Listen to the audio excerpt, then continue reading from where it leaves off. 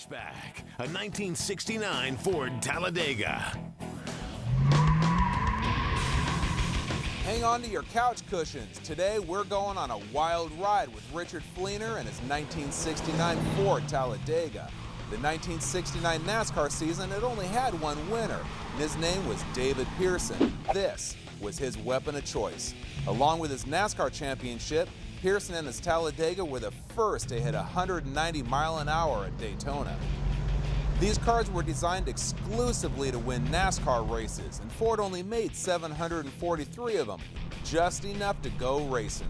And that gave him the ability to go kick some butt on NASCAR tracks.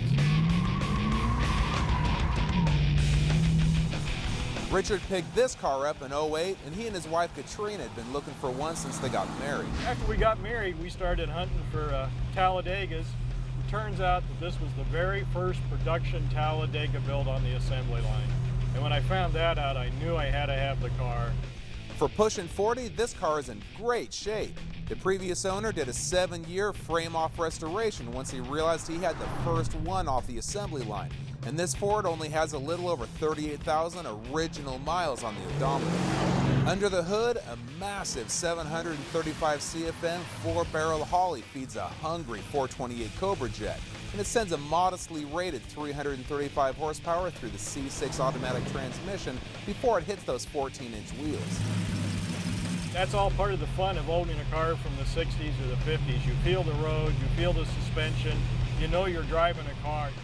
But it took more than a big engine to make these cars that started life as Torino Cobras NASCAR season champs. This is the end of the Torino Cobra that changes it into a Talladega. The oil cooler in front of the radiator, power steering cooler next to the pump, and of course all the beautiful aerodynamic changes. The front grille is left over from the Torino design, but the bodywork up front was extended and sloped in for better airflow. The front bumper, what's actually the rear bumper, cut, re-welded, and brought in tight to make an air dam. They even took the turn signals off of the fenders and put them behind the grille. Now all that engineering for the track adds up to one nice ride on the street. The car drives extremely smooth, straight. It rides great. Aerodynamics coupled with big Ford power is what made these cars NASCAR legends. And with less than 100 still known to exist, well, keep your eyes open. This may be the only time you'll ever see one, even if they are huge. With 116 inches of wheelbase, overall length of over 17 feet, and weighing in at just shy of 2 tons, it's no wonder Ford needed all the help they could to get these beasts around the track. Not a whole lot of flash and flare. These cars were made to race. The T on the door and the T out back are the only outward badging that indicates this is a Talladega. The interior, well, it just gets the job done. No factory options here.